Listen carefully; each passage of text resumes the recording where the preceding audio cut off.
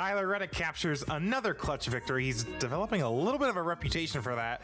NASCAR goes into overtime at Kansas at the expense of Denny Hamlin. Once again, Alex was at the track, and you know he has something to say about that overtime finish. Hello. Welcome back to the Gay Racing Podcast. Welcome back, Alex. We missed you last week. We as in me and the listeners. Don't make me do that again. I'm just kidding. It's actually, I had a great time doing by myself. I did listen to your solo episode. You had fun. You did miss me though. You did mention that. I'm glad you're back. How sweet. Well, you said I had things to say about overtime. That's an understatement because I was not happy leaving the track yesterday. It is not good. The whole race is what it is. It's a little bit of a boring race. I kind of said that about Martinsville. It's just a bit of a boring race. It is what it is. It's got kind of interesting at the end. Oh, nope. Let's just reset it. Let's just, we'll get into that. So Tyler Reddick won. What is this, IndyCar? Hey, Tyler Reddick has more wins than Alex Palou this year. That's a little impressive in and of itself, although they've had more races. They have had a lot more races. Tyler Reddick, 5th win of the season, 5 wins in 9 races. He's the first to do that since Dale Earnhardt in 1987. And you put in here, Zach, that Jeff Gordon won the first 5 races of the first 11 races in 1997. Yeah. So it's kind of like every 10, like that was a 10-year gap there. So now we have a 25 or so year gap since when Gordon did that. It's impressive, especially when you consider like how not lucky that Reddick has gotten to win these races, because he's been in position, of course, but like, Daytona, everything had to go right. Atlanta, another drafting track, and now here at Kansas, it's like, to win 5 races in this era of NASCAR in such a short amount of time is really, really impressive. And it makes me think of like, Tony Stewart's run in the chase that one year. It's a kind of the opposite situation where it was at the end of the year. It will suck if he's ending up going to, win the regular season championship by a huge amount, and then it's like it just all gets reset. Like if he goes on a tear for the rest of the regular season, that would really kind of suck. At this point, he's probably a shoo-in for the regular season championship to get that 100-point bonus, which will put him 25 points ahead of second going into the chase. I mean, right now he has 100-some point lead. So yeah, you're right. He would end up losing that if things were to stay as they are right now. But we have a long way to go. Things can still happen. We have the rest of the spring and all of summer to get through. But Reddick was still the second best car, I would say. And at times he was better than Denny Hamlin was. So it was fitting for this race to end the way it was going to end when you had Denny Hamlin versus Tyler Reddick. And man, Denny Hamlin has lost so many races in overtime. The last 2 Kansas races now and championships. I feel bad for Denny. That ain't right. I feel like I know he's probably won a good amount as well in overtime, so it probably balances out, or at least close. But so someone yesterday, he's lost like 6 races. I believe he's lost like 6 races that he was leading at regulation, but then overtime happened. But 2 of them he ended up winning when he wouldn't have otherwise. So it's like he's lost a net of like 4 races, basically, including a lot of the Kansas races, Nashville that one year. This is just in the past few years, of course. Who knows, like going back even further. I just saw that on Twitter yesterday. It really sucks. And it always seems to happen to Denny Hamlin specifically. It's like, of course. And he almost got handed one yesterday with Reddick having his little issue in 3 and 4. And it's like, as soon as the door opens, it gets closed right again. Hamlin did not really have a fast car on the short runs, it seemed like yesterday. Like he lost control of stage 2. That's when Kyle Larson got by him. He was not that good on restarts all day. Yes. And you lose several spots on every restart, I feel like. And I think it just shows, like, we'll talk about the racing quality in a little bit. It's just like, yeah, as good as the intermediate racing might be or has been in the past, it's still so hard to pass. And once you are Denny Hamlin and you lose that track position, it forced them to make that call in stage 3 where they went and pit early. They got their track position back, but then he had older tires. Reddick ran him down, and what Denny Hamlin did in the 11 team, that was the strategy call that won the O'Reilly race on Saturday. Taylor Gray had pitted first before anyone else, and that ended up winning Taylor Gray the race. And Sheldon Creed got pretty close. He did the same thing Reddick ended up doing. Obviously, Taylor Gray still held on to win. But what we had before overtime, you had Denny Hamlin way out ahead because, again, he pitted earlier. He had that big advantage. But Reddick had a bit fresher tires because he pitted later. And it was really exciting. You saw Reddick was rapidly closing him down. And Denny was trying to hold him off for a while. Reddick gets by. It was so much fun to watch. And this was a very boring, stale race. And I was at the track. I've been going to Kansas since 2005. This was one of the worst Cup races I've seen at Kansas. Genuinely. And that might be because I've been less interested lately. But at least in the last 6 years, this was definitely the worst one since the infamous 2020 race where Harvick and Logano had their deal where you couldn't pass anyone. Not nearly as bad as that one. That was a disaster, right? But look, that last 15 laps was so much fun. It made me feel good.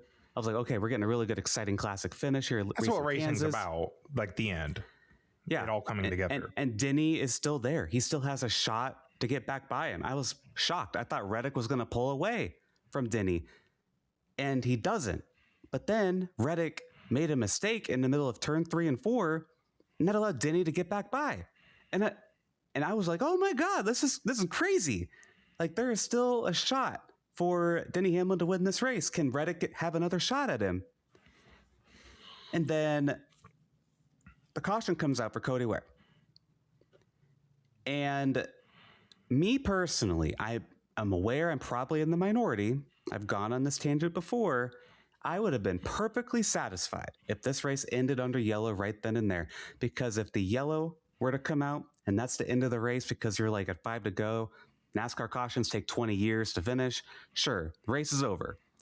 That would have been really thrilling because then it's like, oh, Reddick made that mistake at the wrong time. Hamlin got by and wins the race. True. That would have been such a high intense moment, and Reddick, that we would be talking about that. That would be the story, right? Is that mistake Reddick made in turn 3 and 4 after chasing him down, taking the lead, and then losing it.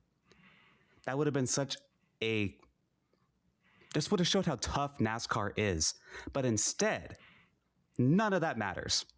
Because we got NASCAR overtime. Reddick gets a free pass.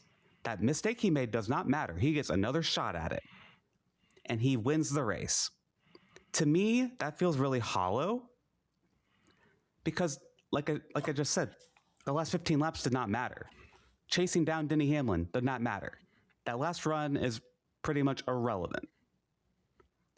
And Reddick winning, yeah, he was a second or first best car all day. Denny Hamlin, that makes sense. But Kyle Larson almost won this race. He was probably, the fourth best car all day? He led for a little bit. That would have been stupid, right? You know what it sounds exactly like? How we crowned our champion the last 10 years. Like, we got rid of the one race playoff championship because it wasn't crowning the champion how it should be. Overtime is not declaring the victor of these races how it should be. It's not. It's Hamlin and Reddick were 10 seconds ahead of everyone else. Right. Yet it was possible one of them could have not won this race. We're really, really close to that happening. Larson was about to steal it. I think if he didn't if he didn't plow so hard in turn 3 and drove the car how he should have, let's talk about that later. He wins that race. I still can't believe he didn't win that race. He should have stolen it. Just like how Chevrolet stole this same track, this same race last year with Chase Elliott, the fall race. Mm-hmm. But yeah, I connected to the old championship format because it's like we understood the problem with the championship format, which is a much bigger issue, I think. But now we need to kind of look a little bit closer to our actual races, and we're still not crowning the victor of these races how we should be. right? I hate the anxiety of a leader coming to the white flag. And it's like, oh man, we need to get to the white flag so that my win is secured. There's enough random stuff that happens in racing. We don't need overtime. Because I see, go ahead. Cody Ware spun. He was probably running last, but Denny Hamlin pointed out on Twitter that he was on, the 51 car was on like 60 lap old tires. It was kind of inevitable that car's tires was probably going to blow out. But also, it's an underfunded team. They have less money. They probably wanted to save a set of tires, which is why they probably did that, is my guess. Right? Yeah.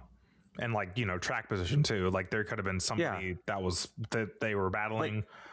Like things happen in racing, but then when you re-rack them like that, thankfully this didn't turn into a mess like that one Nashville race a few years ago did. That should have been the death of overtime, the Nashville race a few years ago. That's the thing. It's like, but like things are going to happen, and overtime, trying to explain that to someone who doesn't watch racing, they think of like football or baseball, other sports that have overtime. You show them the scoring pylon and it shows the 11 and the 45 are 10 seconds ahead. Then I don't know who was third, but let's say it was Kyle Larson. It was Larson or Bell. If it was Larson and then Larson goes on to win, like that don't make any sense. Like how'd they catch up that much? Well, they have to restart and this and that. And then they have to come out into the pits and they change tires and this can happen. Like it's just really, it's really silly to me. Yeah. And we will always have late race restarts, but it's like, you know, if it's 2 to go, it's 2 to go. Like there should be a point to where it's like, it's the end of the race. And, you know, I am one of the people that I'm ready to get rid of stages, right? And a big argument I see for keeping stages is for kind of like Christopher Bell yesterday, who gets spun on the overtime restart. He finishes 20th. He still comes out with a decent amount of points because he finished 5th in both of the stages, right? So he still leaves with like, you know, top 10 amount of points. But I feel like that's a Band-Aid for the problem that overtime creates, because overtime, a lot of the time, is creating this chaos and changing the results, right? Like if we didn't have overtime, I wouldn't feel the need to have the stages and the stage points. Well, and the race was really dull, in my opinion. There was like very little to no passing. The stages kill any strategy, which if you're going to have a dull, boring race, strategy makes up for that.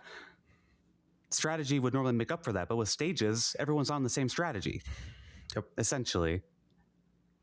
The only strategy we had was Hamlin pitting earlier in that last run in the third stage versus Reddick pitting later, having fresher tires. That was the only strategy we had.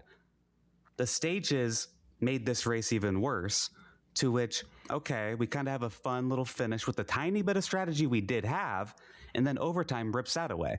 So what is there to talk about?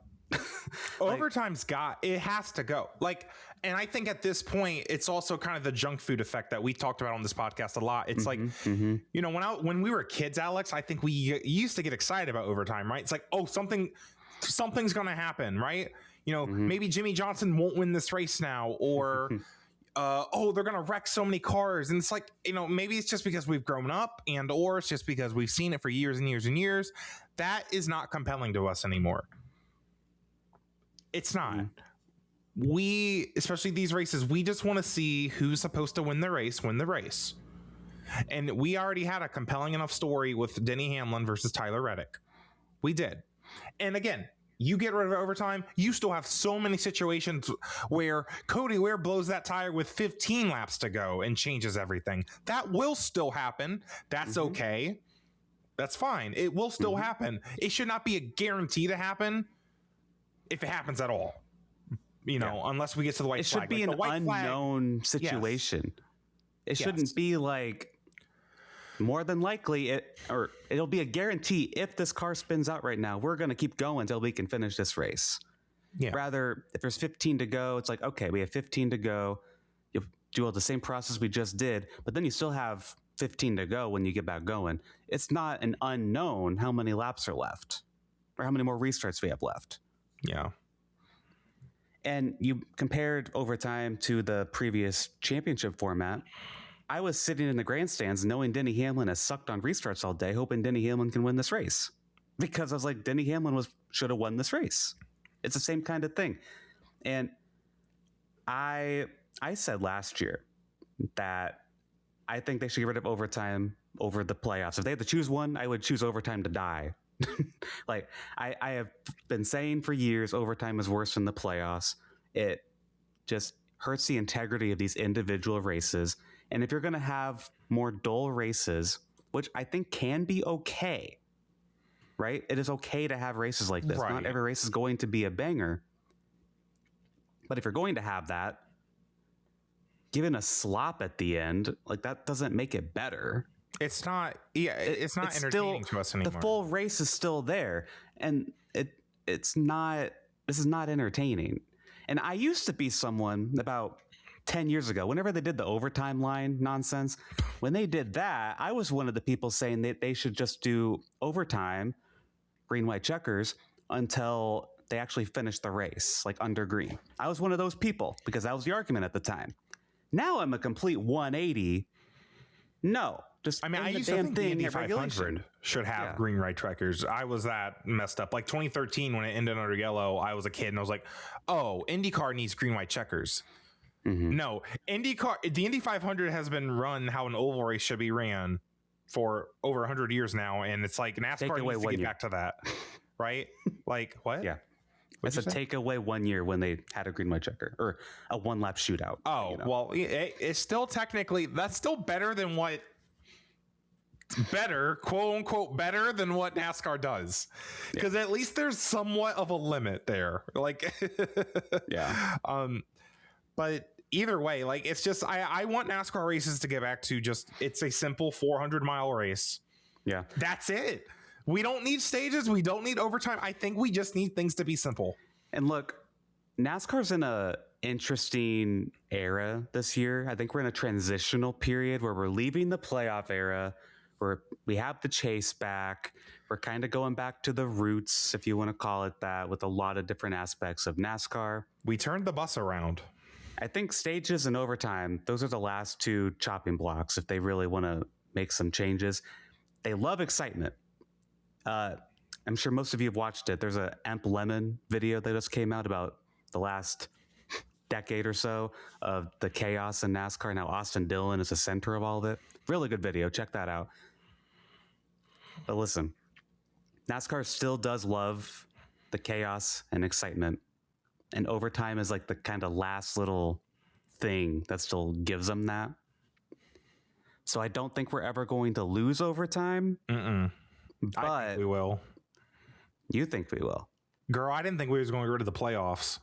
You were one of the first ones saying we will eventually, and it happened way earlier than I ever would. That's NASCAR. I think look at the backlash yesterday, because it's like, it's not just fans on Twitter talking about it. It's like, I feel like the media people are talking about it now. Like, everyone knows that overtime is not rewarding the right people the race wins.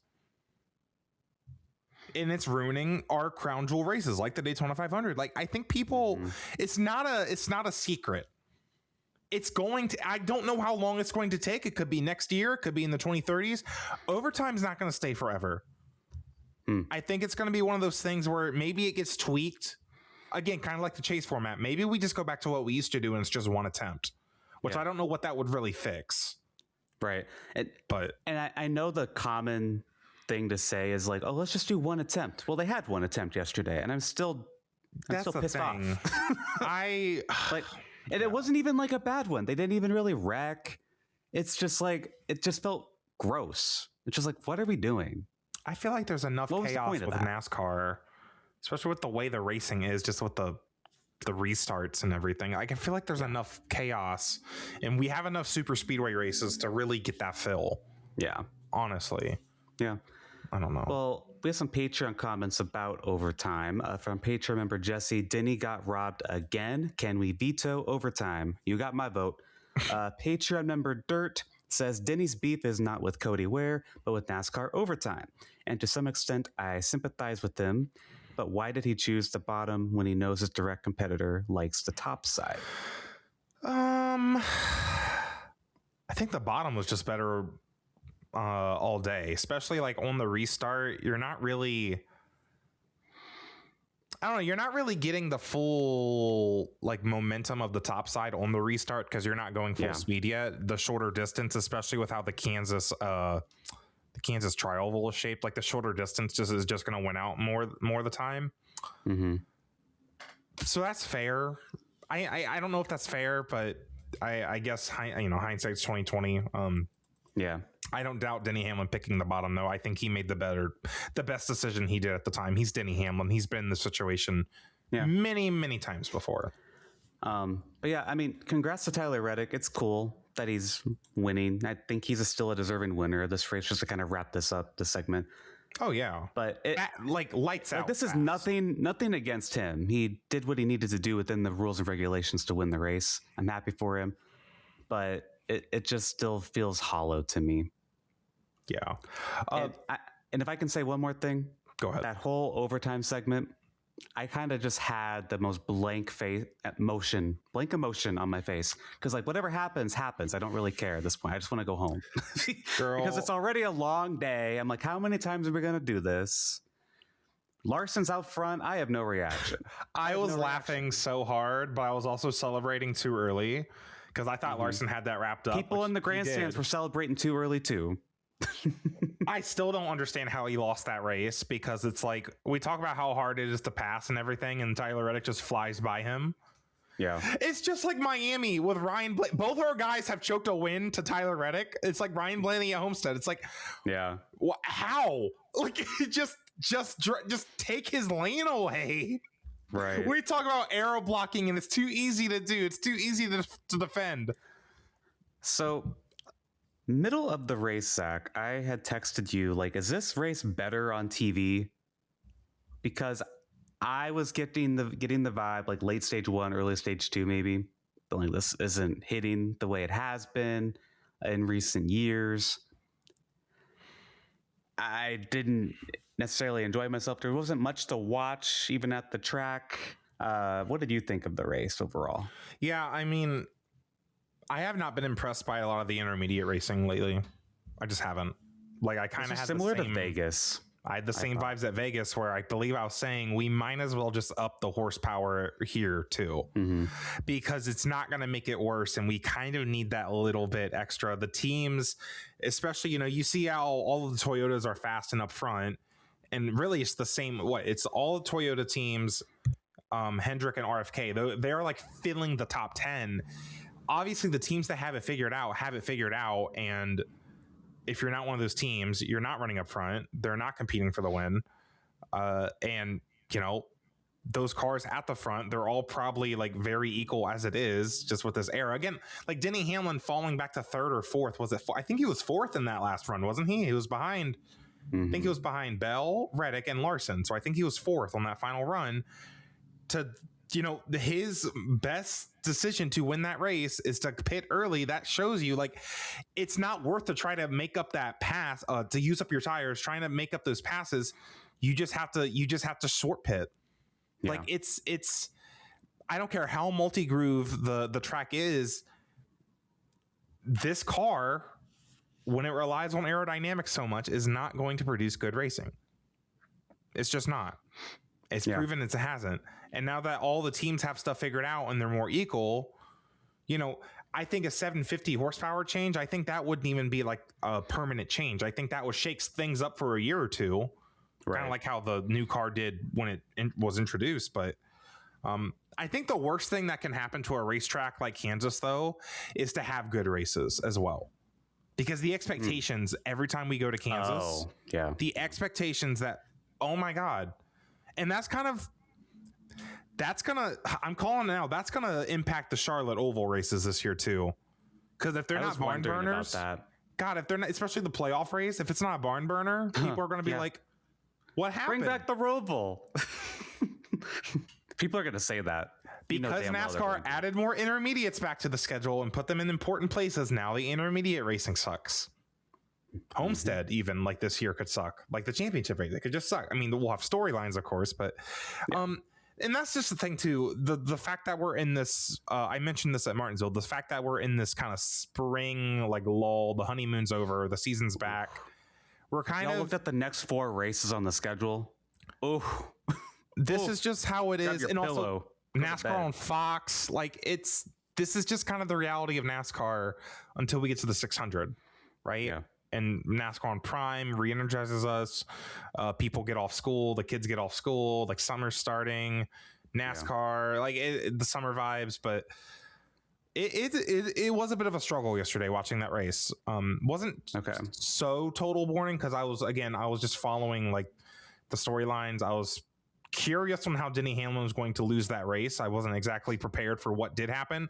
I was curious to see if Kyle Larson was going to be able to hold off the Toyotas in stage 3. Obviously didn't happen, but that's that. It was boring let's see what our Patreon members said. We have a lot of comments on this one.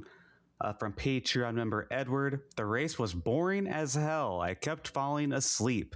The only thing that saved it was the overtime. So I disagree with you there. Overall, nothing special. Forgettable race. It's okay. It's okay. It's okay. I'm glad you liked overtime. Patreon member Dirt says, with or without the final caution, that was a fine race. I could do without overtime, but Reddick winning over Hamlin is preferable in my opinion. I agree with that. It was a fine race. Like I had a good time watching the race, and I would have been very satisfied with how it ended without overtime. Yeah. Honestly, like I thought that battle was really cool.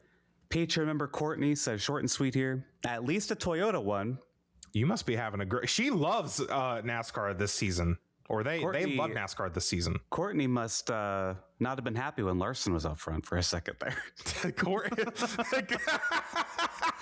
Courtney was not having a good time. That one lap where Larson was in the lead. Oh my gosh. Speak of Kyle Larson, Patreon member Blake says that race was absolutely terrible. I bet he did think that.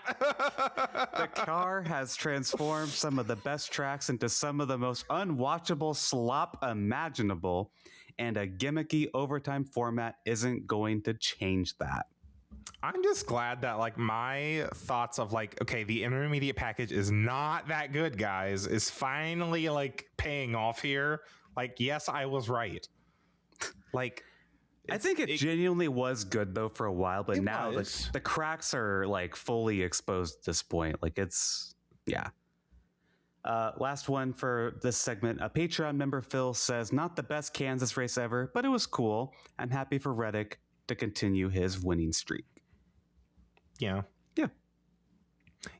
And let's talk about Toyota, our Courtney's team here, Toyota, because they obviously, I love how everyone thinks they're cheating now, which sure, whatever. Welcome to NASCAR. Whoever is doing good, they're cheaters, obviously.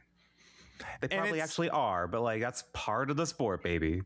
It's always Toyota too, though, because it's not even the fact that they're not Hendrick, and Hendrick's like the most popular. Because they're not American. It's because they're not an American brand. That's literally it. Like ever since Toyota's come in, anytime that they are successful, there's just. I was looking at the pylon at a point when I was like spacing off, and it was Toyota, Kyle Larson, Toyota, and then I think it was Brad Keselowski. Yeah, no, it was literally like, I mean, I'm just looking at the finishing result to find a car that's not like the entire top 10. The entire top 10 is Toyotas, Hendrick, and RFK, right? Yep. And then you like Austin Cindric kind of breaks the streak there. That might be top 11. I can't count. Top 11. And you know, I don't know if how the legacy cars did, if you have the results pulled up, Zach, but even Corey Heim and Riley Herbst, they both got top 15 finishes. Yeah, legacy they weren't that. I don't have the numbers because it's on my spreadsheet, but they were like in the 20s. Like, okay, I'm trying to count. But can I say the most interesting battle that I watched throughout the day that wasn't the last 15 laps with Hamlin and Reddick was Corey Heim and Riley Herbst. Yeah, they're 22nd and 23rd legacy cars. But yeah, Corey Heim and Riley Herbst like kind of battling. Were racing together like this whole race. And that was a really interesting battle. And I think Herbst was actually racing him harder than he was other people. Maybe I was imagining that, but it really looks like it. Well, the fact that Riley did end up beating him. The fact that Riley Herbst is running 14th shows you how fast the 2311 cars are. Yeah. And to be just to remind people, Legacy does not have a GGR alliance. So that's kind of showing why they don't have as much speed, even though they have shown speed before sometimes when Toyotas are fast. But yeah, Riley Herbst being able to run a top 15, that's how you know those cars are cracked. He had a good day.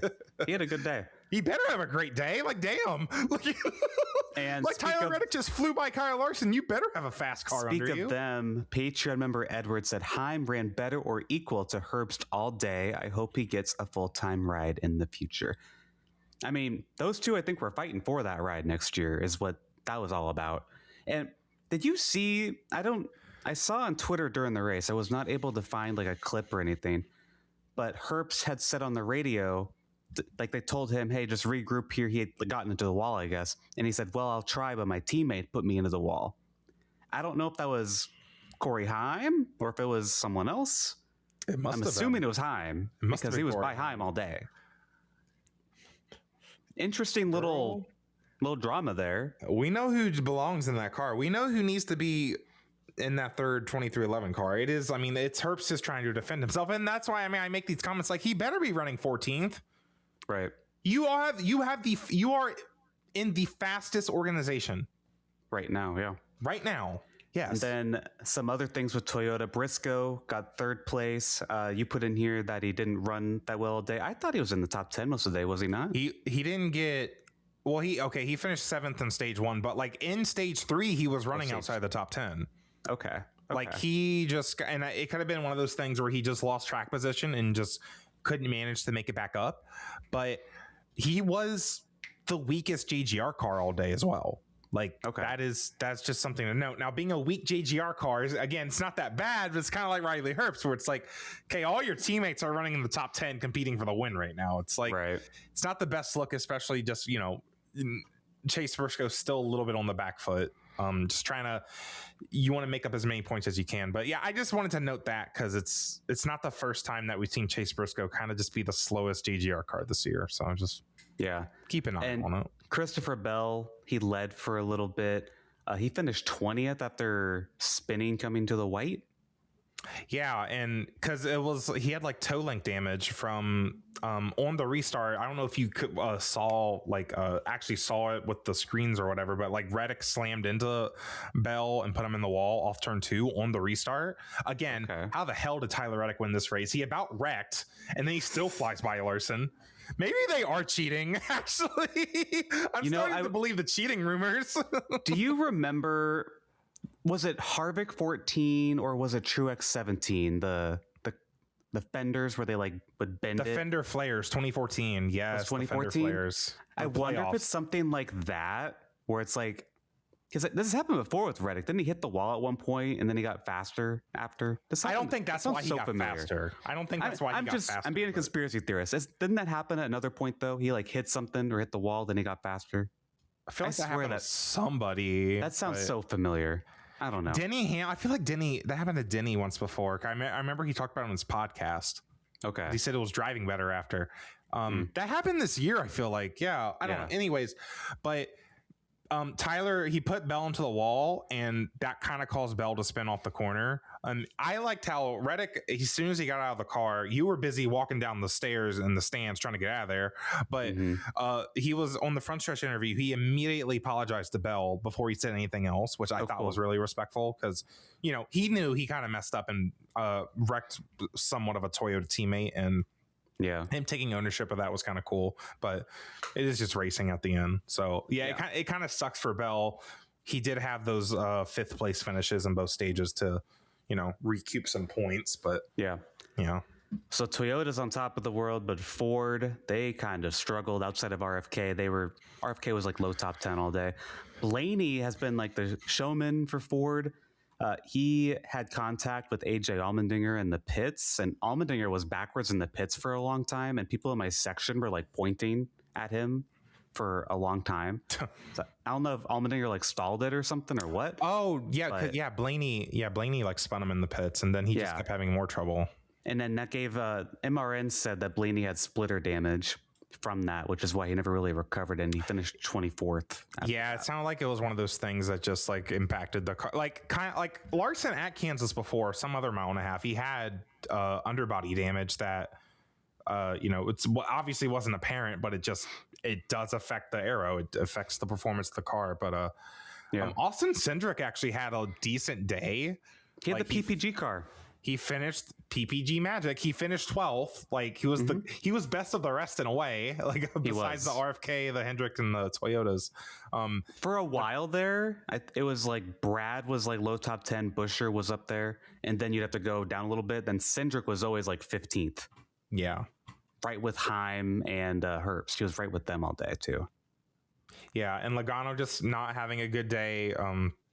As kind of usual a little bit. It's a little bit concerning to Logano like him finished 30th, and he was like, just slow. Yeah, like him being off at Darlington, I was just like, okay, it's a new package. The 22 team just missed, but him being off at Kansas, it's like he's won here before. We've several been times. Sure, but we've been running the same package here for like this is the 7th race with this package. Not even 7th. Yeah, 7. I guess 7th race. No, 9th race. 9th race with this package at this track. It's like. How do you miss that much? Like that's a little bit unacceptable, right? Yeah. Especially when it's not the entire organization, when Austin Cindric's running good. Josh Berry even like ran better than Logano yesterday. So Logano, it's like, he's 14th in points. Mm-hmm. I don't know if he can afford to have runs like this. No. And last year, that format, he sure could. Now, that's why I love this format. He can't just run around 30th every once in a while. You like can't lollygag. Yeah. No lollygagging. That's the best part of this having this format, because like Logano can't just do what he did the last 5 years or so and just run 30th here and there. And he's done that a lot more this year, I feel like, than he had been. Yeah. Instead, you need to be like Trackhouse, where you run 30th every week. You have to be consistent with it. You got to be consistent with it. Trackhouse, SVG got a top 10 in this race a year ago in the fall. So I was like, oh, maybe this will be a good track for them. And Chastain's run pretty good before. He won at Kansas. He won recently at Kansas. Recently. The fall race, so 2024. And they were no-shows, all three of them. SVG finished 36 after 10th last fall. Then Chastain was 26 and Connor Zilisch was 29th. Just that's a rough team right now as Trackhouse. I don't know what's going on there. They have only 3 top 10 finishes in this entire season between all their cars. Is it all Chastain? I guess SVG got one or two. 2 of them is SVG, and then one of them is Chastain. And Chastain's was Atlanta. SVG's, let's see, one's at a road course. Yeah, and the other Atlanta. Like Yikes. All drafting tracks at road courses. Which, honestly, if you're that team right now, you need to bank everything into those road courses and drafting tracks right now, because that's kind of their only hope. Yeah. In a format where you can't really just get away by snapping off a win. Because we talked about how SVG was maybe a chase threat, but he's just been dropping in points ever since we've been on this string of these real racetracks and these competitive racetracks. Like he had a decent run in Martinsville and Darlington even, but a lot of negative 30th place or worse finishes 3 of the last 5 races. Yeah, and then before we showed the points, I want to talk about Kyle Busch, because Kyle Busch was also terrible. Okay, be careful, because he might call you out in the media for this, Alex. Well, it's true. It is true. It is objectively true that Kyle Busch sucks right now. Oh, but RCR sucks, right? Austin Dillon ran way better than Kyle Busch did. And that's Austin Dillon, who was running 24th. So at least his teammates not winning races in the equipment. Oh wait, he's won Richmond a few times. A track Kyle Busch used to be really good at.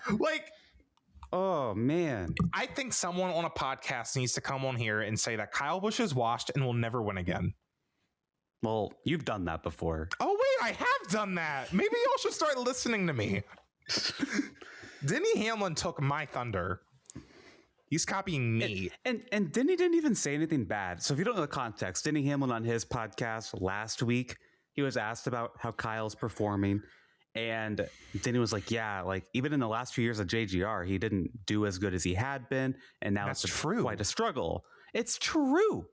Kyle Busch is not doing good. And like 2020 was a miserable year for him. And I think a lot of that was like the lack of practice time. I think that really took away from Kyle Busch. Really hurt Kyle Busch. Then the next gen came in. That obviously does not fit his style. And I think that's something he still struggles with. That's why he wrecks all the time. It's obvious. But then he gets on a truck or an O'Reilly car and he's fine. Right? But it's not like it's definitely not just RCR. Kyle Busch finished 35th. Like, I think it's a combination of Kyle Busch is not good in this car. He is kind of washed, right? Mm-hmm. Sometimes he goes down to those lower series and loses. Like, and RCR also just isn't the best. Add all of those together, yep, you're going to finish 35th. And listen, so Kyle responded to what Denny said on his podcast to the media, and Kyle said, I would love to switch cars with Denny. Kyle, you drove Denny Hamlin's car essentially like a few years ago, and you did not do good. You won one race, and it was on dirt because Tyler Reddick wrecked. Because I remember early years of this podcast, we started in 2020. We were like, Kyle Busch is not the same as he once was. Yeah, he won the championship in 2019, but even then, he wasn't legit when the fall off happened. Yeah, we saw that with Jimmy too. He still wasn't running that well in 2019. He really won because of the format that year. Yeah. Like, but we've seen this fall off happen. For him to say, well, I'd love to switch cars with him. You had Denny's car not that long ago. It wouldn't. I don't think he would win. And he would be the worst JGR car. He would. Look, I do think RCR has fallen quite a bit since Reddick was there, but Tyler Reddick was in Kyle Busch's car not that long ago and was winning races. Sorry, I think Denny Hamlin could probably get in there and at least Austin run it Dillon's in the top winning 20. at Richmond. Like, I know Richmond's a specific example, but it's like, I don't know. Austin Dillon. What the points look like? Austin Dillon is 2 spots ahead of Kyle Busch in points, 25th. Look who's 1 spot below Kyle Busch. I don't know. Where's 28th? Riley Herbst. Girl. Okay. No wonder they're fighting so much. They're always running next to each other. Well, let's pull up the point standings. I will Zach, do my on best. That note. Why do they change stuff? Okay, plus. I was complaining about this on the episode last week. Oh, yeah. We use Restream. They change their UI like every week. I don't know why. Is it screen share? Oh, screen share. Okay, there we go. This very beautiful graphic presented by Toby Christie. Because they made it. Not presented by. No, they just made it. Yeah.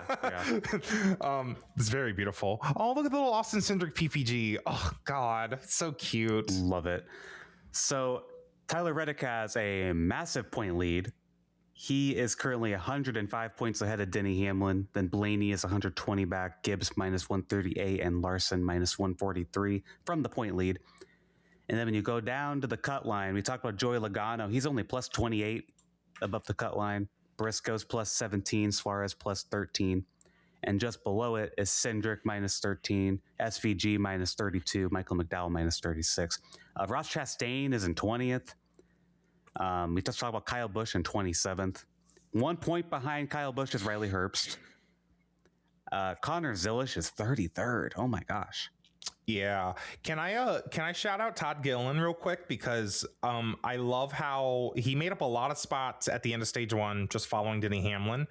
Denny did a very old school move of letting him by to get his lap back at the end of stage 1. I thought that was cool. And Gilliland. Yeah, Gillen you were at the track, damn it. How did you not catch that? I'm just kidding. And Gillen ended up finishing 17th, like pretty solid day. He gained 3 spots in the points, the most of any other person in the field after yesterday's race. Just a quiet little dark horse to keep an eye on in this bubble battle. Like I think guys like the Trackhouse car is going to keep dropping. Todd Gilliland, I don't know. I'm not saying he's going to make the chase, but I think he'll continue to climb spots and just a little shout out. Yeah. Especially if he could like pop off a random win at like Talladega or something. Yeah. Again, love points. Someone that's interesting here is Carson Hocevar in 12th. He's doing way better than he was a year ago in points, I believe. He was really good yesterday. Pit crew was kind of they had a pit gun failure on one of the first stops, and they lost a ton of spots. I think it was stage 1. He and Kyle Larson were racing really hard against each other, and it reminded me. I've compared Hocevar to Larson before, but it was just like I'm watching young Kyle Larson race against current Kyle Larson. Because Hocevar does not know when to like back off. And I don't think young Kyle Larson did either. It was like the Kyle and Kyle show back then with Kyle Busch and Kyle Larson when they were always like racing around each other. That's exactly what it was like. So that was kind of a fun battle in stage 1 was those two. I think it was like for 5th or 4th. God, if Spire can like put the races together and like not have pit issues and stuff and equipment failure. Well, like, you got to remember that is the same. They're owned by the parent company who also owns Andretti and IndyCar. So yeah, I know, I get it, but because like again, it's like typical Spire day. Carson got stage points in both stages. Finishes 13th. It's like you know, they always kind of decline as the race goes on. Except last summer. Last summer, I mean, Carson Hocevar could have won one of those races. I'd be curious to see if he kind of has a spurt like that again this year. Yeah. But, you know, 12th in points is still solid. He's doing exactly what he needs to be doing right now. Yeah. Any other notable individuals on here, Zach? Besides, you know, I think we got to put Joey Logano on watch a little bit because I don't know how long he's going to be able to stay above this bubble. I'm so excited to see this bubble battle. Yeah. Because we know what we're able to, because we're not depending on, you know, who wins a race. It's like, we know exactly where to watch. Yep. I love this because we can start talking about it now. I've mentioned that so many times this year. Well, yeah, we used to not talk about points till July. Right. We've been talking about points since February. But this is cool. This bubble battle is going to be really good. Because again, I think we're going to have big name like Chastain. He's not going to make 20th. The chase. He's not even like kind of close right now. I would be interested to see someone like Chastain win. Like, how many spots and points can someone like Chastain gain if he were to just randomly win? Well, Chastain won the 600 a year ago. Yeah, but they don't look like the same team. I know. But isn't that crazy though? That's going to be a really interesting race for Trackhouse because they won that a year ago, and they won Kansas a year and a half ago, and they ran terrible. So are they going to be really bad as Charlotte? It's going to be interesting.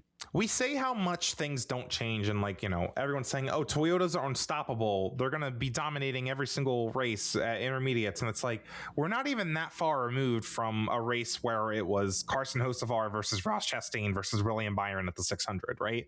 Hendrick's getting better, I think. Well, yeah. And they're going to continue to get better. Like Byron wasn't really, you know, in the picture, but like Elliott and Larson gave a pretty competitive fight to the Toyotas. Like it's nothing to hang your hat on. But yeah, things can change, especially like it's a long year. We're not even a year removed from, again, different teams winning these races. It's going to be a long year, and I don't know. Yeah. That's all I got to say with that. Let's move on. I want to talk about the O'Reilly race for a second. That Carson Kvapil flip was crazy in the O'Reilly race. Oh my gosh. I wasn't even watching it live at the time because I was like multitasking. And then it's like, you texted me, it's like a flip. And I'm like, who flips? Where? So, what? So on Saturday, I brought a friend of mine to the race. That was a lot of fun. And I had to explain to him, flips don't happen at this track. They just don't happen. You had Zane Smith last fall happen, and then this Carson Kvapil one. Those are the two flips I've seen at Kansas. Sounds like flips happen at your track then. Not until they don't happen at Richmond. They don't happen less than a year ago. Less than a year ago, they weren't happening. But I only have terrorism happen at Richmond. That's what we have. That Kvapil flip was like something you see at Daytona, Talladega. It was so bizarre. His car got fully in the air, and the air just took him over upside down. And NASCAR didn't throw the caution right away because it was like two cars toward the back, got sideways, a bunch of smoke, and NASCAR was waiting to see if they would keep going.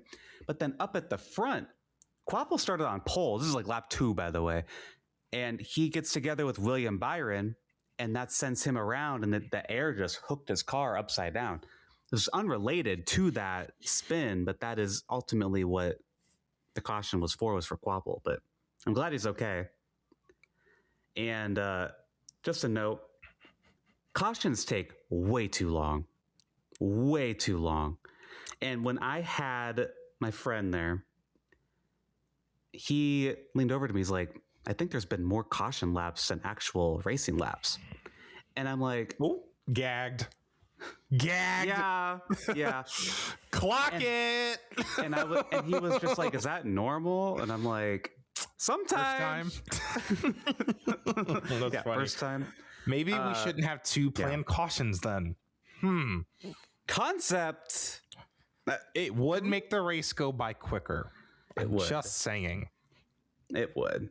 Yeah. So my friend had a good time. He only went Saturday, but it was fun. Hot topics. Woo, woo, woo, woo, woo. I did enjoy the O'Reilly race, by the way. Taylor Gray winning. I thought that was cool. And that's who my friend actually picked. Like, we made picks. He picked Taylor Gray to win. Funny. And he was Your fantasy skills rubbed off on him, apparently. He was getting into it when Taylor Gray was out front at the end there. That's fun. Cool. Hot topics. Daniel Dye. Oh, I'm not taking him to a NASCAR race. Very popular on this podcast, the Gay Racing Podcast, will make his Cup Series debut for Live Fast, which is just a 78 car, at Talladega, mere weeks after suspension for being homophobic on a live stream. Mere weeks. This feels like Weekend Update. Mere weeks after being suspended for being homophobic on a live stream. Like, there's nothing else like a NASCAR driver being some sort of ism or phobic online and then getting a promotion. There's nothing like it. Happens all the time. Because I feel like this doesn't happen if he didn't get suspended. Why do I feel employed? Like, because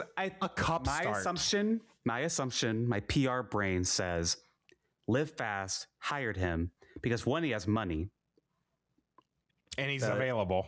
The race to stop suicide.com thing, that's his family's company. Right. And so that they have that. And also the PR side of me is like, oh, they're giving this young kid a second shot. We're going to put him in our car. And it's like, okay, him and all of his gay friends will be at Talladega, I'm sure. Anyway, I just hate it because that's actually I know it's the 78 car, but it's like it's Talladega. Yeah, I don't think it's going to be that competitive. At least, like, it's not like the 62 car where it's like that could actually keep up with the draft. Yeah. Like, am I mad about this? No, but I also think it's just kind of stupid. Like, it's kind of like, of all the people you're putting him in it, like, okay. He should not be on the biggest stage. I'd rather have Cletus. Right now, I'd rather have Cletus. Yep. No. Oh, so you hate gay people. What does Cletus McFarland have to do with gay people? No, you'd rather have a homophobe than Cletus McFarland in the Talladega race. I see. So you hate gay people. I feel like you're reaching. Can I just say, the race to stop suicide.com, they had a sign at the track, and my friend was with me on Saturday again, and we were under caution, so he's probably looking around, whatever. He points out the sign and he's like, why does that sign say suicide.com? Because on the top it says race to stop, and then underneath it says suicide.com, and he's like, why does it say that? It was really funny. At least he read the stop and didn't just say race to suicide.com. That would have been awful. And then he's also like, I don't know what the second where it says race and stop, because like it says to. It was a really bad graphic. They needed to have a better graphic designer. But anyway, if you're on TV, I bet it only caught suicide.com. Anyway, we're saying that word too much. I hope YouTube doesn't flag this video. Anyway, that's all. NASCAR. IndyCar was at Long Beach, as was IMSA. Instead of watching IndyCar, I went for a walk when I got home. Oh. I went. Well, you didn't miss much. Doesn't sound like it. It is to note that the Long Beach Grand Prix was one of the few races left on the IndyCar schedule that Alex Palou has never won. I believe it was this track in Arlington as like one of the few races he hasn't won yet. I don't know if he's won a Gateway yet either. He has not. Yeah, Gateway and like I guess obviously Phoenix now too. But yeah, Long Beach, it's kind of funny because most of his career has been, yeah, sure, you won all these races and championships, but the Indy 500 was eluding him. Well, he finally ticked that off last year. And I think if you could say anything, it was like, okay, well, you haven't won Long Beach. He's won Long Beach. He won Long Beach. Mr. President, he's won Long Beach. It's over. He's won everything. I mean, he hasn't won the Midwest 500 at Gateway. It's actually called the Bomarito Automotive 500. He hasn't won the Hy-Vee 250 at Iowa, or actually, I think he did. He did win that. He did win one of those. It doesn't really exist anymore. But yeah, this was probably the last big. I mean, IndyCar only really has 2 crown jewels, in my opinion. It's the Indy 500, and then much smaller is the Long Beach Grand Prix for his. It's just it's been a very historical event. It's always kind of been on the calendar in some way, shape, or form in some series, and it's one of the coolest races just with the vibes, and Fox was really emphasizing it yesterday. It's Vibe City. It's just the vibes. And was the race any good? It was your stereotypical. There were a lot of yellows. There were more yellows than usual. One was for debris, which okay, NASCAR. But the race was, the storyline going in was, can Meyer-Shank Racing get their second career win, which I didn't realize their only win was that Indy 500 with Elio. I did not realize that because I feel like they've been fast enough to win more races. They were yesterday. Felix Rosenqvist had the pole, of course, on one of the pit stop cycles. Alex Palou gets the lead back. Did he look back? Of course not. Alex Palou wins. The podium was Palou. It was Rosenqvist, and then Scott Dixon holding off a very fast street course ace, Kyle Kirkwood, for third place. So obviously the Ganassi car is very fast. Honda, very fast. I saw a lot of people talking this weekend about, you know how Toyota's cheating in NASCAR? I think Honda apparently is cheating in IndyCar, because there was talk about how their power units just are better at these more twisty tracks, just with the low speed torque and getting back up to speed or something. I don't know. That's a more nerdy conversation for another day. So I saw this morning that IndyCar put out a statement that the push to pass system, that's a trigger word for me as a Joseph Newgarden fan. The push to pass system failed on lap 62, allowing drivers to use it when it was not active. And drivers Marcus Armstrong and Santino Ferrucci both used push to pass during that period, but IndyCar says there will not be any penalties. Oh, so now it's not a big deal. And why isn't the media in an uproar about this? Why aren't the fans in an uproar about this, calling for them to be hung or something? Because that is what they did not that long ago with Joseph Newgarden for doing the exact same thing. If it was the Penske cars, I'm just saying, if that was the Penske cars, it would be all over the news. The news. You would have the media. You'd have the media being like, saying the most ridiculous things. Oh, Penske cheats again. Honestly, I don't care that there's no penalty. I don't think there should have been one. Like, whatever. They're pushing the button. I say when I do iRacing, I will naturally, or even in Overwatch sometimes, even when my cooldown's not like reset. That's a great example. Overwatch, it's like when my cooldown's not reset, I'll still press the button because I'm like, I need it. If I have it, I need it. If I don't have it, oh well. Like I do that too. Yeah, no, I get it. Like it's one of those things. It's especially like with IndyCar, especially with all the buttons they have to press with the hybrid system now. Like iRacing does a good job simulating it. You have to like press a paddle and then you have a push to pass button. It's just like I can kind of naturally see after, especially running for like an hour. This is a mid race restart. You're gonna push the button. Just that's your reflex coming out of this one corner that you've already done 60 times today. So that's all I have to say about it. I just think it's funny because Ashley Newgarden even posted something. It's like, oh, so now it's not a big deal. Like, of course it's not. Of course not. Points. Alex Palou's the points leader. Kyle Kirkwood's only 17 back still. Then it's Malukas minus 63. Pato Award minus 69. Christian Lundgaard minus 74 and Joseph Newgarden minus 75. That is the top 6 right now. I think he retook the points lead over Kirkwood, or maybe he already had it actually.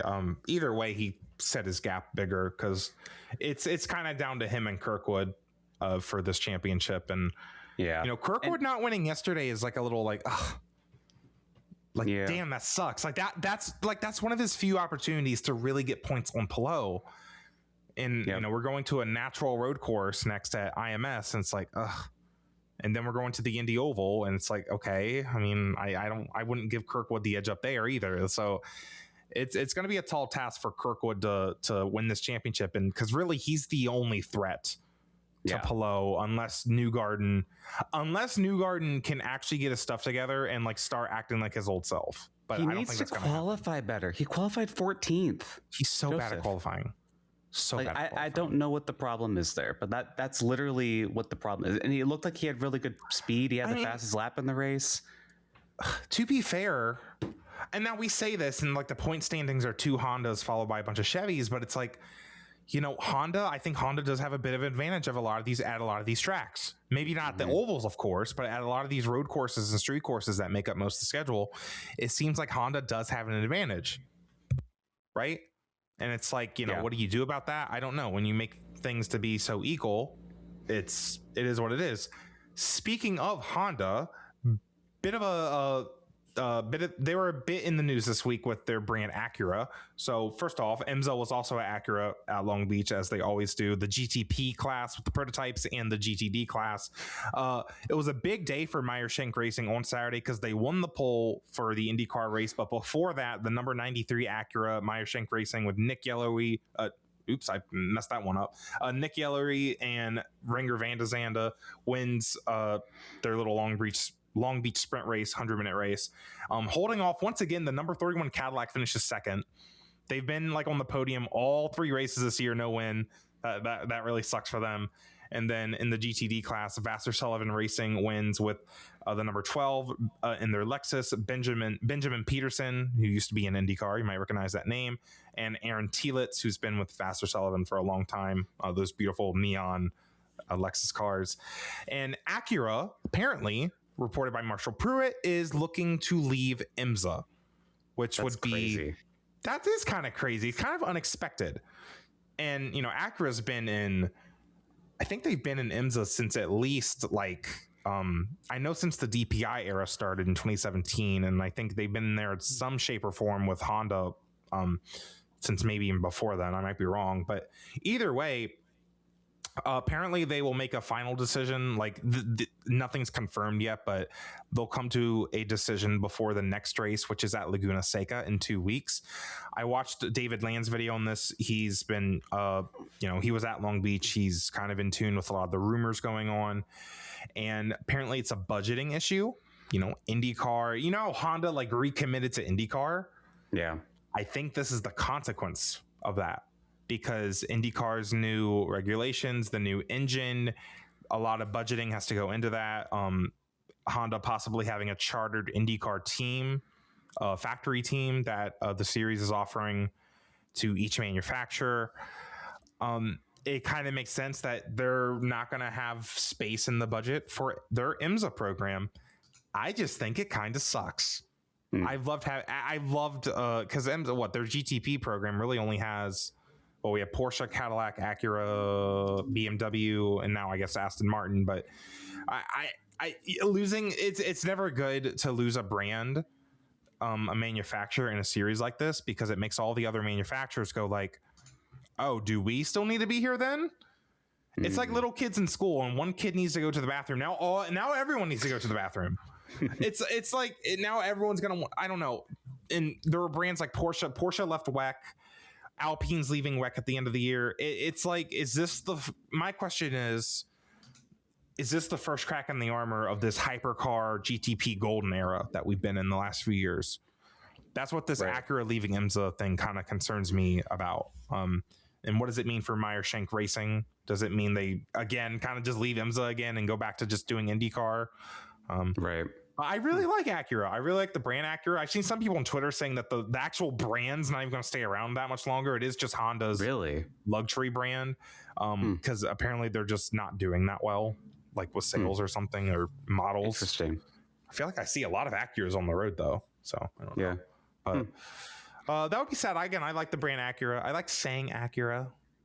Acura makes me feel like I got my nails painted and like my hair straightened.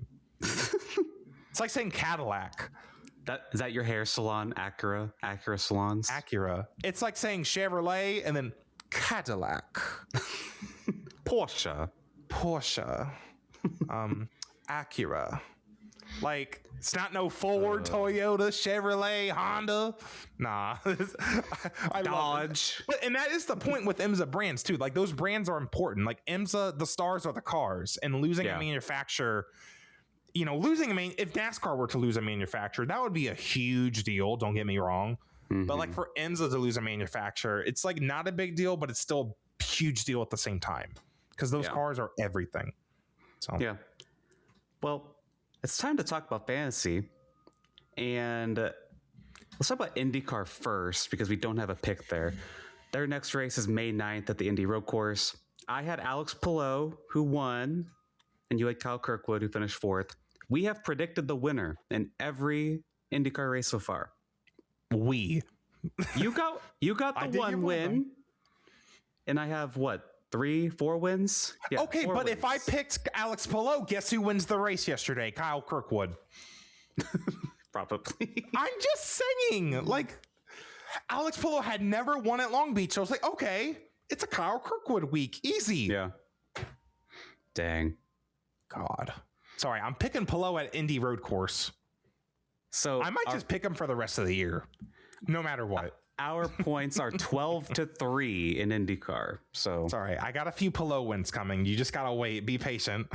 Let me cook. Your Indy 500 qualifying, that could be another win. But I don't know. Palou can just get that. That's the one thing I'm like, do I really pick Palou here? I'm not saying you have to pick Palou there. He's done pole there before, but that's true. That's another opportunity. He's done pole there, huh? Yeah. You didn't show me that section. You didn't show me that section of the speedway. Wait, we got to go back, Alex. I want to do some pole. Anyway, speak of pole, I'm sure people are doing this at Talladega in the infield. Girl, we got to go to Talladega. If there's no gay scene, we have to start it. We talked about this last year for Talladega. They need Charlie XCX to perform there and stuff. Like, I think... Just give me some cowboy boots and Wrangler jeans, and I will have a hell of a good time in the Talladega infield. Sure. I'm just saying. So, Talladega for Kansas, I had Bubba Wallace, who finished 5th, and you had Denny Hamlin, who finished 4th. So you did get a point. Damn it, NASCAR overtime! They're costing me the championship here. That would have sucked if Bubba got ahead of Denny in the finish there. He would have got no points. I would have been pissed. You still did get a point. So for Talladega, I'm going to go with Bubba Wallace again. Damn it. I wanted to pick Bubba. I think he's going to win soon. He's going to win really soon. That's why I was going to pick him. Okay. Damn it. I was just looking. He finished really good in both Talladega races last year. That win's coming. Damn it. Who you going for Talladega? Damn it, Alex. Bubba Wallace. Tyler Reddick. Since he wants to win all the damn time, I'm going to pick Tyler Reddick.